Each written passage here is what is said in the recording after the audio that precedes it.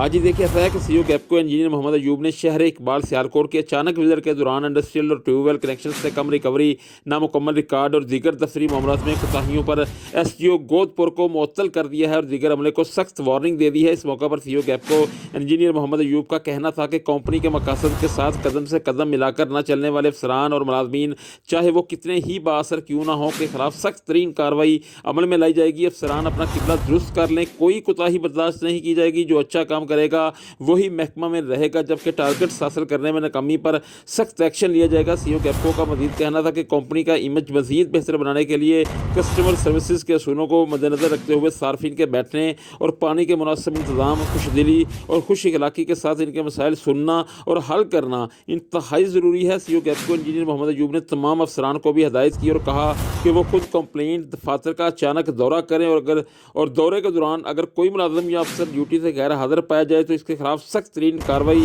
عمل میں لائی جائے۔ سی او گیپکو کے سیالکوٹ کے وزٹ کے دوران S E Sialkot Ashraf Ali, XEN division number 3 Sajid Hameed, P S O Tasadduq Ayub, deputy director public relations Muhammad Jahangir Rana و دیگر افسران بھی موجود تھے۔